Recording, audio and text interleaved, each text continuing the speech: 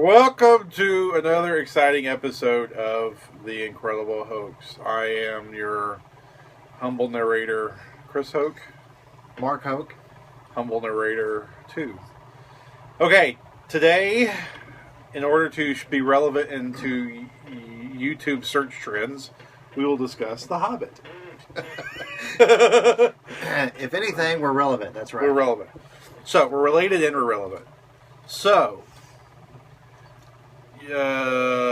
what's the new one called? The Hobbit 3. The Battle of the Five Armies.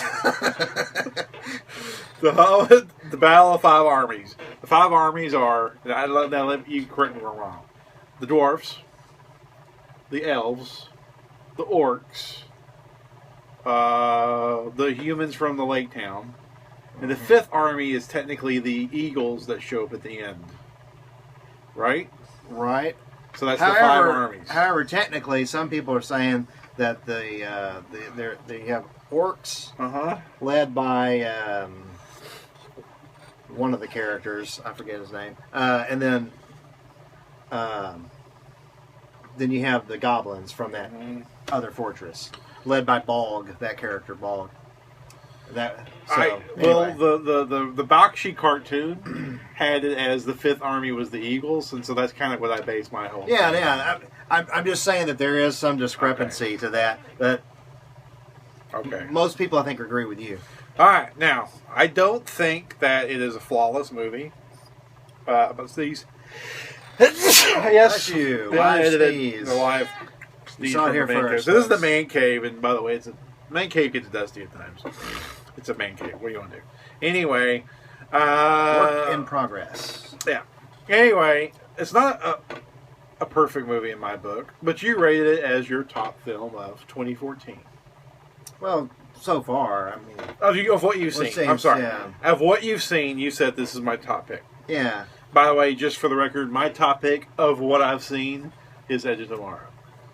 Tom Cruise. Or Kill, Die, Repeat, or whatever it's called. Live, Die, Repeat. Live, Die, Repeat. I call it Edge of Tomorrow because my name Clay, I'm going to call it Clay. Anyway, tell me why you like it. Well, that's a broad, way open question. Okay, do you want to get to the meat of what? Okay, here wow.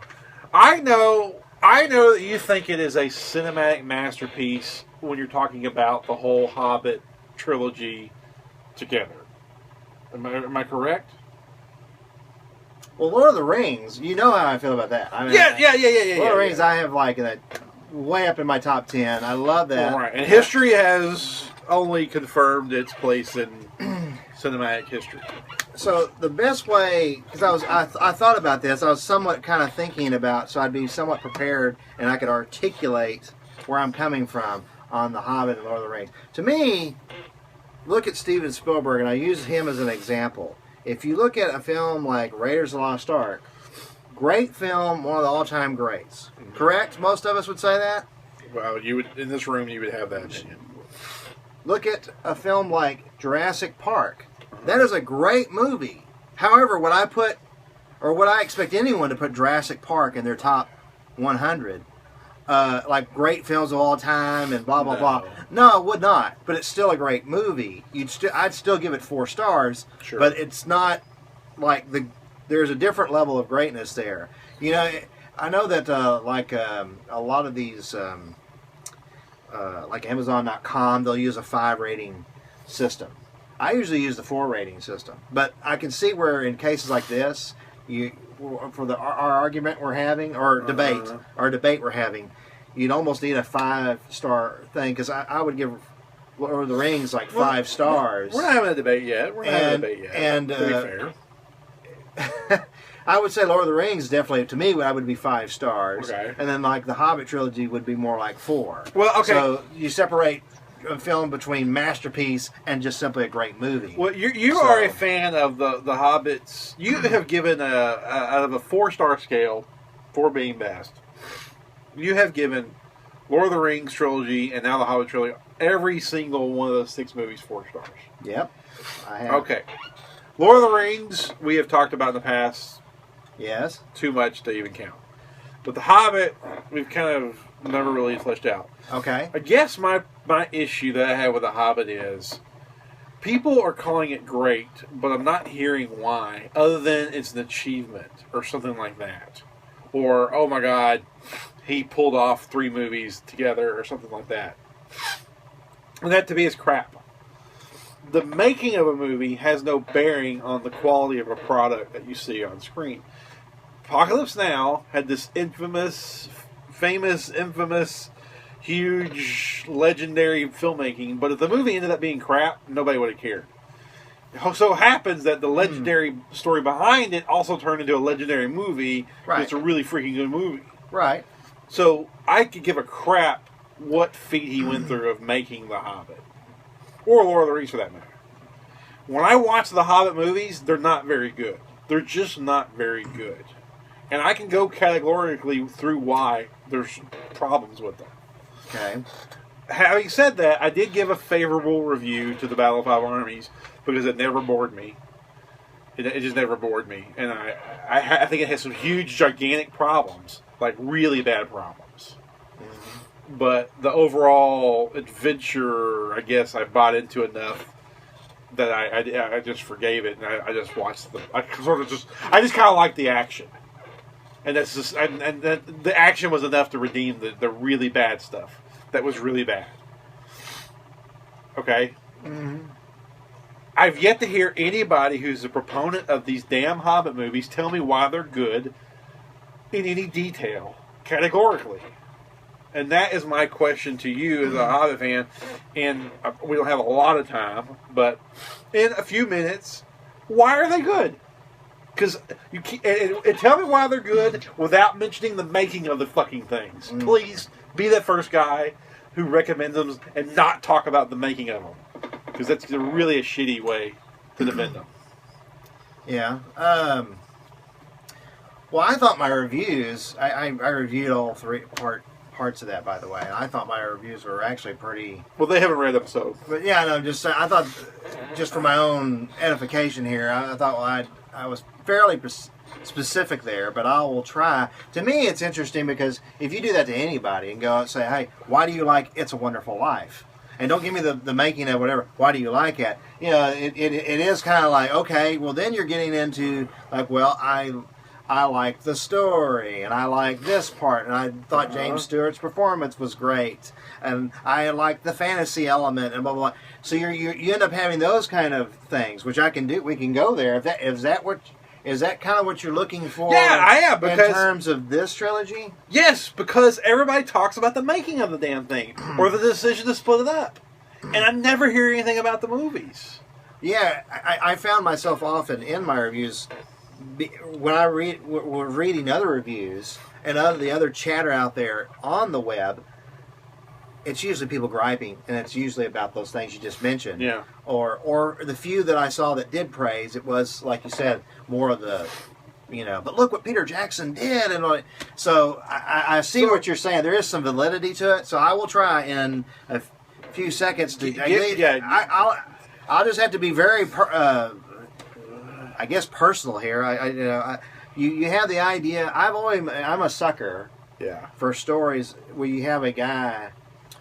or male or female, of someone who ends up having an opportunity to be something more than what they are. Sure. And my top 100 is full of those kind of stories. But those are stories that are universal, and everyone seems to like. So I know it's not just me. And, so the story element of Bilbo... So you have Bilbo being just a homebody, and he gets an opportunity to really shape things in his world that he's in. Right. And I respond to that very personally. I mean, Luke Skywalker was like that. Okay. Farm boy gets to be a hero. Neo is just a kind of a hacker and a forgettable job that he hates. He ends up getting to be something more than and that was in the Matrix. Yeah. Now Bilbo, he gets to be something more. And then you have the idea of a man who is Thorin, the leader of the dwarves. Spoilers, by the way. I guess we should have said that earlier, but we're assuming you've watched the movie. We're assuming you've watched all that. Well, I don't think we've said anything spoiler-ish yet. Yeah, but anyway, go ahead. We might. So here we go. So Thorin, here he has been in exile, forced to be working these lowly jobs of a blacksmith. He's royalty. He's having to, doing these gritty, jobs like that, and just kind of making ends meet wherever he can, just to have his daily bread. And then he gets an opportunity, with some help, to get that back. And his struggle, a personal one, because when he is tempted, and like in the third one, here's the more spoiler parts, when he's having all that, just the avarice that comes over him for that dragon horde, when his friend confronts him about it, what does he bring up? The personal story of, but I was nothing. I hate being that my identity was Thorin Oakenshield, a nobody. Yeah. That's what he's saying. And those are universal themes that I respond to. And I thought, as a storytellers go, that script nailed that. And I thought that I responded to that. So I love that part of it. Okay. And you have like this very personal story, those two personal stories, amidst this backdrop of foreboding element in a faraway castle. You've got, of course, dragons. You've got maybe war on the rise. All those things are intrigue, and I'm a sucker for intrigue too. Okay. And the last thing I'll say is, I also think the Hobbit trilogy and Lord of the Rings follow the tradition of really kind of old school Hollywood spectacles. When you think of the Ten Commandments, Cecil B. DeMille, epic filmmaking, Ben-Hur, both versions. Noah's Ark, the silent film, huge spectacle. Spartacus, and on and on. That Lord of the Rings and the Hobbit follow those movies closer to anything else. They're not following a movie like from the 80s like Dragon Slayer, which is a good movie, but it's not. Lord of the Rings had bigger aspirations.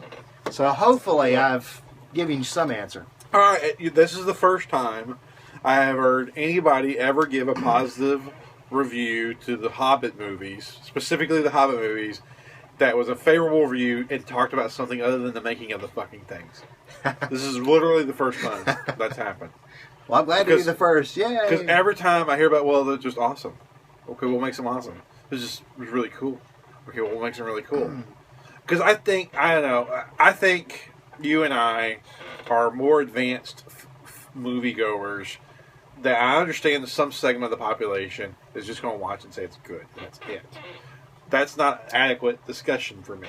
I'm beyond that. Yeah. And when you talk to other movie people, or you read movie things, you're looking for something more than just good or bad. And unfortunately, The Hobbits has been one of those black hole where you get people liking it and they can't tell me why. It's the same thing if you hate it. Tell me why you hate it. Don't just say it sucks. Well, that's a good point, too. Categorically, like tell me what's wrong. Or dislike it. Tell me something more than you think it's stupid or lame. Very briefly, because we're running out of time, I told you about this. There's a movie called The Room. It's a cult classic bad movie in the vein of Plan 9 from Outer Space. It's famous because it's bad. Mm-hmm. And I told you hadn't seen it yet, and I said it's awesome because it's one of those movies you could watch with a film class and you could dissect and say why it's bad and why it doesn't work and what is off about it. And you could use it as a teaching tool to make a good movie instead. And I think it's totally justifiable to say that movie's bad, and you have a million reasons why to say it's bad. And it's so much more fulfilling to me as a movie lover to talk to people that will say it's good because of this, it's bad because of this. And like I said, not to beat a dead horse, but The Hobbit has been a black hole. For whatever reason, for 3 fucking years of just, it's good. Why? Because it's cool. Okay, why? I just like them. Why?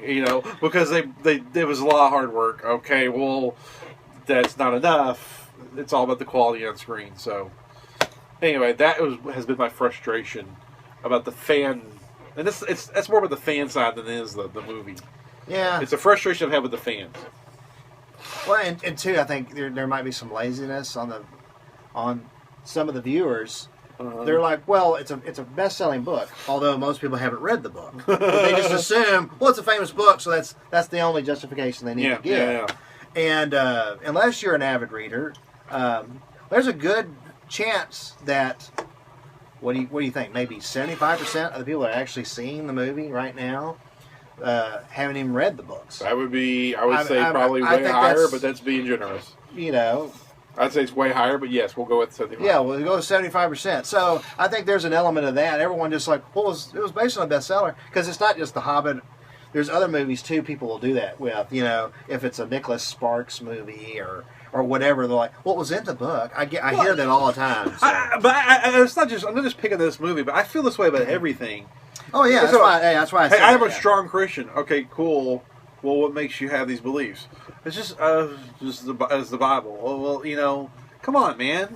Yeah. Give me some more. Don't just follow blindly anything. Well, I'm a staunch liberal. I'm a staunch conservative. Okay, cool. What lends you to think this way? I don't know. Just cause. Well, that's so ridiculous to me. I can't relate to that thinking. Yeah. I can't relate to that type of thinking. I feel that if you have strong feelings about something, or if you have an opinion on something, you should be able to say. And I'm not asking for everybody to defend and explain themselves. I'm not asking that. But if you're going to have an intelligent discussion about an issue, you know, and you're willing to engage in it, I think you should bring some more to the table than just cause. Well, I would say this as my final, I guess, because I know we're out of time, but I would just say we have to accept there's a lot of people out there who just are not that engaged. You know, they just kind of go day to day, and they just, whatever's in front of them, that's all they know or care about. I can respect it to a degree, but but on things where a opinion is kind of a requisite, then you need to be engaged and kind of know what you're talking about. Yeah. At least to say you believe this way or that way. But you remember the Tonight Show with Jay Leno, when he'd have these man on the street segments, and he'd ask them questions about, okay, who's on the $20 bill, and they're like, then you get stares, and then there's some of their guesses would be like off the wall, and there's a lot of people who are just uninformed, and they don't, you know, I've known people who are in college, and I'll bring up something like current events. I have no idea what I'm talking about, or maybe something that happened like in the '60s, and I get this blank stare. So I'm like, well, my God, you're in what? Your first year in college? You don't know what know this this particular deal is? Well, so I'm amazed that people don't know more about their history, and but I'm constantly amazed by that. But it's true. It is what it is. All right, you have the final word. I suspect we'll have more on this Hobbit thing. So, until next time.